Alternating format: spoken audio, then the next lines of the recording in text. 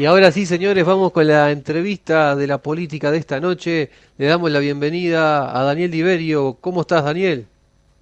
Buenas noches, ¿cómo están ustedes? Un poco afónico, pero bien, bien, bien. Bueno, muchísimas gracias entonces, con más razón, por aceptar esta entrevista en vivo, a pesar de la difonía. Así que bueno, no te vamos a hacer desgastar mucho, Daniel. Gracias por esta comunicación. No, no, estamos a las órdenes, bueno, y para mí una alegría poder compartir con ustedes este espacio. Bárbaro, bárbaro. ¿Qué te parece, Daniel, si empezamos a analizar esta actualidad política y social, no solamente de aquí Uruguay, sino también del mundo, porque nuestro país no es ajeno a lo que está sucediendo en el mundo, a esta guerra que está Ujú. aconteciendo en Medio Oriente, en donde se ve también el tema del petróleo que puede dar un coletazo a nuestro país como la región, pero también, ¿verdad? ¿Cómo decirlo, no? Este atropello por parte de, bueno, algunas potencias a la soberanía de determinados países, ¿no? ¿Cómo ves esta situación internacional en estos momentos, Daniel? Bueno, en realidad con mucha preocupación, un escenario muy complejo, muy complejo. Yo creo que no hay antecedente, por lo menos después de la Segunda Guerra Mundial, hacia adelante, de un escenario tan complejo, donde realmente hay un escenario realmente de posible riesgo para el conjunto de la humanidad. Más allá Totalmente. que las intervenciones bélicas se desarrollan en algunos puntos del planeta, pero lo que estamos viendo es una agresividad tan importante, tan fuerte, que realmente preocupa. Preocupa y nos debe ocupar. Yo creo que es bueno que el pueblo uruguayo y el conjunto de los países analicen y profundicen el riesgo y la realidad que se está viviendo. Porque si nosotros analizamos la situación que se vive hoy con el bombardeo, primero ataque de Israel y de Estados Unidos sobre Irán, y después la respuesta de Irán, pero eso es parte de un conjunto de elementos que se fueron Sí, sí. desarrollando a partir de decisiones tomadas por el imperio, tratando de frenar, entre otras Ujú. cosas, su caída, su declive, su Ujú. presencia en el planeta y a su vez también, por supuesto, de intentar de imponer algunos cambios importantes que tienen que ver fundamentalmente no solamente con lo comercial, sino también como es la geopolítica. Porque si vos Totalmente. analizás, hoy estamos todo el mundo mirando qué pasa en Irán, en el Medio Oriente, pero previamente tuvimos, por ejemplo, escenarios quizás menores, pero como Ujú. fue, por ejemplo, la intervención de Estados Unidos, lo que fue en el Canal de Panamá. Que sí Sí. es cierto que no hubo intervención bélica, pero sí hubo una amenaza de Estados Unidos directamente de Panamá para que rompiera todos los acuerdos comerciales con China, diciendo, bueno, el canal es mío, pongo ahí, pongo los marines, y hay un escenario que es complejo en nuestra América Latina. Después Totalmente. vimos Un lo que pasó el escenario. 3 de enero Sí, sí, con sí. la intervención directa, lo que fue bélica en Venezuela. Después la Sí, sí. intervención directa de Estados Unidos, lo que fue las elecciones en Argentina, las elecciones en Honduras, las Tal cual. amenazas a Brasil cuando Bolsonaro es encarcelado por la justicia. Y Ujú. podemos seguir la cantidad de amenazas que se le han hecho, por ejemplo, al presidente Petro de Colombia, lo que pasó con la intención de anexar a Groenlandia. O sea, todos esos componentes son parte de un proceso que habla de un Ujú. declive muy importante en el imperialismo que lo pone más peligroso y más riesgo para el conjunto de la humanidad. Y si a eso le sumamos que también la agresividad brutal, genocida, que tiene el bloqueo que lleva adelante Estados Unidos contra Cuba, bueno, estamos hablando que hoy el mundo entero tendría que estar preocupado por esta situación y particularmente en el Uruguay también deberíamos profundizar lo que tiene que ver con un escenario tan complejo y acá no es que nosotros somos una isla y nos vamos a hablar aparte. Realmente somos Exacto. parte de América Latina, somos parte de este planeta y bueno, está claro que las situaciones que se generen también te afectan para bien o para mal, ¿no? Totalmente. Algo también que quiero agregar a excelente análisis que estás haciendo es que yo al menos de que tengo uso de razón no tengo memoria de ver tanto asesinato a niños, ¿no? Por supuesto que los Sí, claro. inocentes, la población, siempre la población lamentablemente en estos escenarios bélicos paga los platos rotos, ¿verdad? Por gente de traje y corbata que ni siquiera se toma un avión al lugar de los hechos, sino que manda órdenes de lejos a miles de kilómetros, pero no recuerdo, ya desde lo que está sucediendo en Gaza, este genocidio cruel que está sucediendo en Gaza, no recuerdo tanto asesinato a niños y niñas como pasó también hace poquito en Irán, que fue cuando se encendió la mecha, ¿no? Con ese primer ataque. Claro, es que en realidad la dinámica es tanto que hoy capaz que no hablamos tanto de Gaza, que se sigue manteniendo y llevando adelante la política de Israel de hacer desaparecer la población palestina de justamente de ese territorio. Porque si es verdad que quizá no haya tanto bombardeo, pero sigue la hambruna, la falta de agua, la persecución, ¿no? Y las muertes por falta de atención humanitaria que se sigue viviendo hoy en Palestina. Y parece que estuviéramos hablando como si fuera hace tiempo, fue hace un tiempito atrás y hoy se continúa.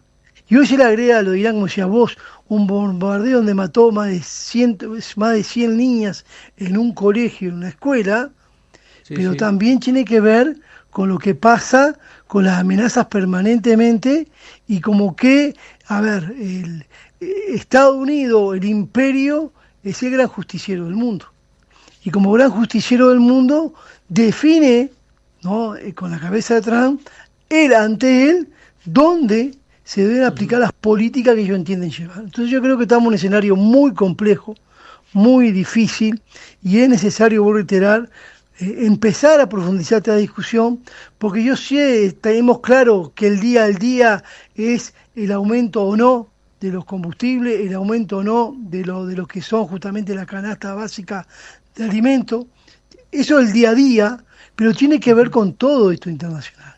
Porque un escenario complejo, reiterar, es un escenario que a todos nos afecta. Y en realidad debemos entender que estamos hablando en un escenario que no solamente es complejo por lo militar, por la realidad que se vive con las intervenciones bélicas, sino que también es cierto de que también hay una intención desde el imperialismo intentar frenar una caída que está teniendo la hegemonía mundial y por supuesto que su objetivo central es cómo lograr dominar lo que son los recursos naturales más importantes. Por eso es Venezuela, por eso es Irán, por eso es el canal de Panamá, por eso es intento del canal de Suez, por eso es justamente porque, bueno, ante el avance de China y el sudeste asiático, hay un escenario diferente hoy en el mundo y está claro que el imperio se resiste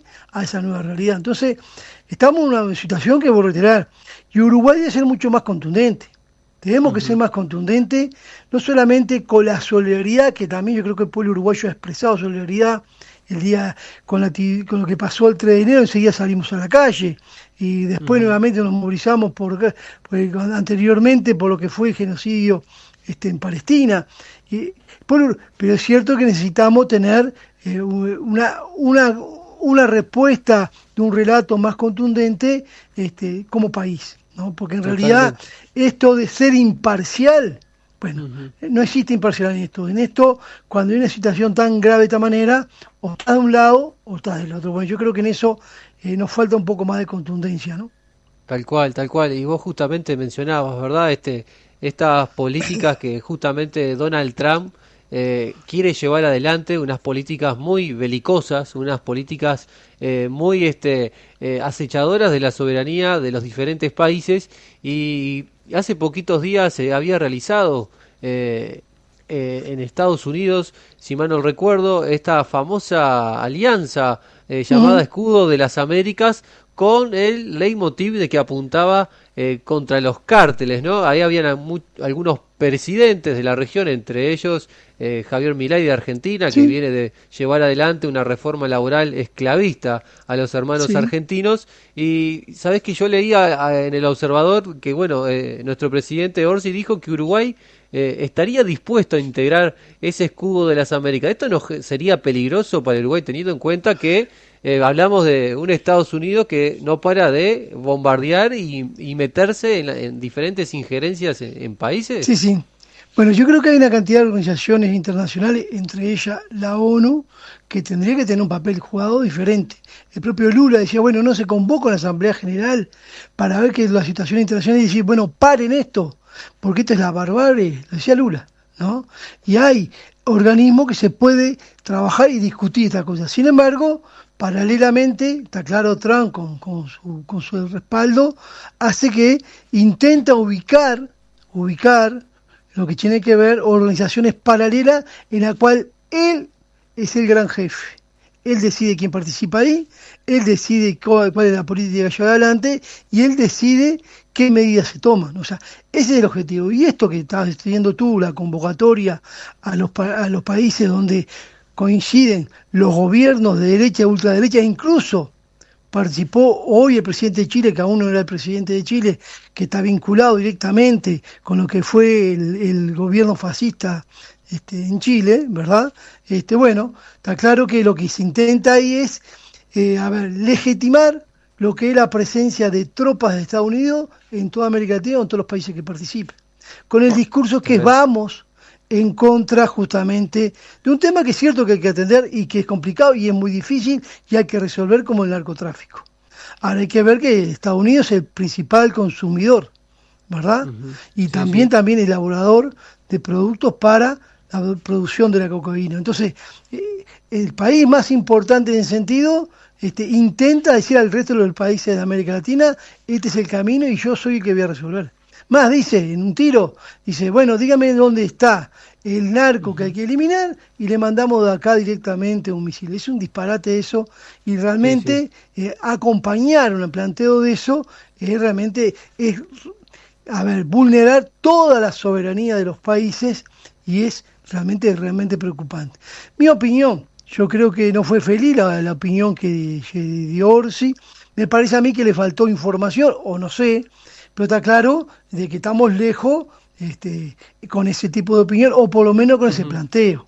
Claro. ¿No? Entonces yo creo que es un planteo realmente equivocado, que no compartimos, porque voy a reiterar, participar en ese tipo de cosas simplemente es participar en un proceso, voy a reiterar, que es un plan concretamente de Estados Unidos, diciendo, bueno, esto es mi patio trasero, es mi lugar, y acá soy yo el que voy a dirigir, el que voy a mandar. Y bueno, yo creo que esa es la intención que tiene hoy el imperio, porque, voy a reiterar, ante la caída de su presencia en la economía, en lo social, en lo político, en el mundo, lleva de que justamente su agresividad, primero que nada, es justamente con la cercanía, y la cercanía es América Latina. La amenaza permanentemente a México, la amenaza a Brasil, ¿verdad?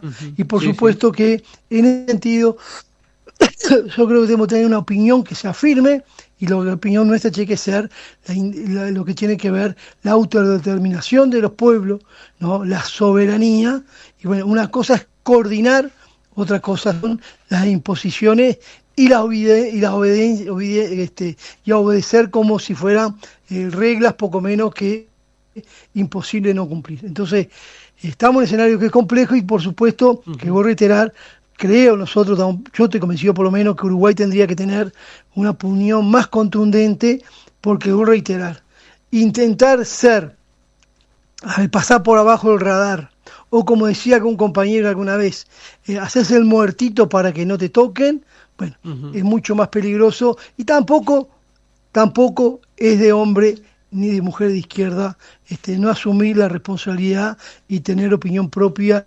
Y bueno, y tener claro que cuando está la cosa difícil hay que jugársela, y para jugársela hay que tener opiniones claras, y la opinión clara tiene que ser siempre a favor de los pueblos de América Latina.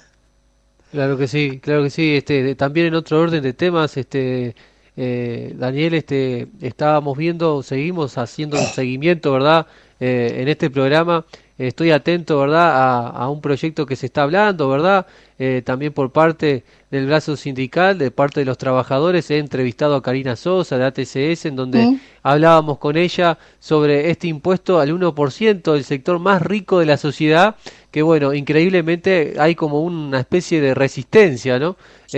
Para que se lleve adelante, que bueno, ese dinero sería destinado justamente para tratar de aplacar esta pobreza infantil estructural que tenemos en nuestro país. Sí. ¿Cómo ves ese proyecto? Si puede tomar luz, vos que estás dentro del Parlamento, si los sindicatos van a tener ese apoyo por parte de los diputados y senadores, Sí. y si es viable que se logre en el corto plazo de forma rápida.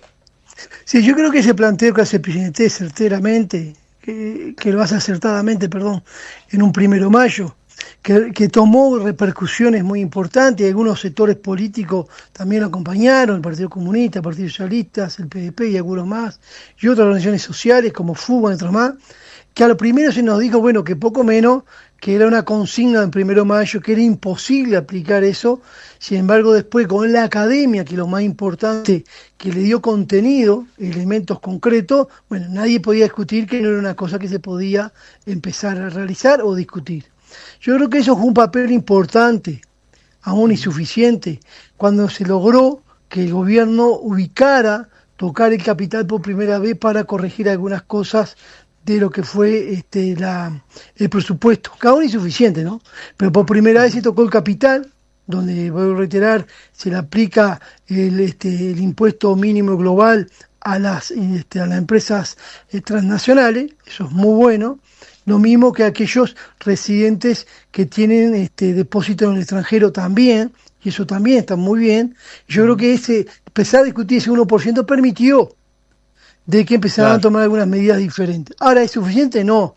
Hay que seguir insistiendo, porque hay una realidad con la situación internacional que vive en el mundo, la caída de la economía internacional, el crecimiento del petróleo, toda esa historia, hace de que el crecimiento que se esperaba para la economía uruguaya, bueno, eso no va a ser el mismo, va a ser inferior, va a haber menos recaudación. Entonces, cumplir con el programa del Frente Amplio, que ese debe ser nuestro principal objetivo, es necesario ver de dónde se va a generar los ingresos para cumplir con su objetivo. Entonces, más allá si es el 1% o no, es buscar realmente que tiene que haber un cambio, buscar lo que tiene que ver, reformular lo que es la tributación en el Uruguay. Y cambiar la tributación de Uruguay, estamos hablando, por supuesto, que paguen más los que tienen más. ¿Será por intermedio del 1%? Capaz que es una alternativa que puso el presidente y que es muy buena. Si es otra, será otra, pero hay que buscar, porque sí lo que tenemos claro, que como hombres y mujeres de izquierda, bueno, queremos cumplir con los objetivos que tiene un gobierno de tener una fuerza de izquierda, cumplir con el programa y justamente favorecer a aquellos sectores que son los más carenciados, que son los que pagan el precio más caro. Porque si nos podemos ahora poner un balance, está claro, el peor año del Frente Amplio de los 15 años anteriores, o incluso con este año del Frente Amplio, cualquiera de esos años es superior a los 5 años de la derecha. Pero por supuesto que tiene que ser superior. O sea, yo no me puedo comparar diciendo, bueno, somos algo mejor de los 5 años de la derecha, porque sabemos que los 5 años de un gobierno de derecha vienen por nosotros, es un ajuste de cuenta. Entonces, no nos puede alcanzar con eso. Por supuesto que tenemos que exigir más y avanzar más, porque si estamos hablando del diálogo social, estamos hablando de generar las condiciones, de que podamos generar mejores condiciones, no solamente para jubilados, para pasivos, para discapacidad, para primera infancia, es necesario discutir cómo se financia. Y para financiarlo hay que generar más recursos. Bueno, ¿cómo se genera recursos? Bueno, hay que discutir lo que tiene que ver la política tributaria, cómo generamos desde ahí los recursos necesarios para cumplir con nuestro programa. Entonces, en ese sentido, yo creo que está bien lo que tú me decís, qué opinan los diputados, los senadores, y está bien, es una parte, pero necesitamos discutir mucho más, involucrar el conjunto del pueblo a las organizaciones sociales, que son los que traccionan. Cuando nosotros decimos, mira, hay un ejemplo solo te voy a dar. Cuando decimos los 15 años de gobierno de Frente Amplio, el salario real creció un 62%. Qué importante, que el gobierno de Frente Amplio hizo crecer el salario real un 62% por encima de inflación. Es cierto que hubo un gobierno sensible que convocó los consejos salarios, que puso pautas salariales que podían ser acorde con el crecimiento, pero también hubo otra pata que fueron los trabajadores organizados en la calle arrancándole al capital parte de la plusvalía para acá. Entonces, sin la participación organizada del pueblo traccionando, es muy difícil avanzar. Entonces, el tema del diálogo social, yo estoy de acuerdo que hay que trabajarlo mucho más con los diputados, con los senadores, pero necesitamos que ONASPU, que el movimiento sindical, las cooperativas, bueno, traccionemos, porque lo mejor que le puede pasar a un gobierno de izquierda es que haya pueblo movilizado en la calle para Bien, defender el proyecto. Y para defender el proyecto hay que bien, militarlo, ¿verdad? bien, bien, bien. Daniel Diverio, quiero agradecerte esta entrevista, ya tenemos que ir cerrando, que continúe la programación. Muchísimas gracias Bien. por darnos esta entrevista en vivo y más todavía sabiendo que estabas afónico, así que bueno, la próxima te esperamos en Estudios de Oriental. Ah, una alegría. Cuando sea, me llaman y paso por el Dale. estudio ahí, conversamos tranquilos. Bueno, un abrazo grande y bueno, muchas gracias por el espacio. Y bueno, aprovecho a saludar a toda la gente, gracias por estar ahí, por acompañarnos esta semana. Les habló Hansel Urramendi, les deseo a todos un buen fin de semana. Gracias Oscar Romero en Controles, buen fin de semana y a seguir luchando por nuestros sueños. Abrazo grande, fuerza.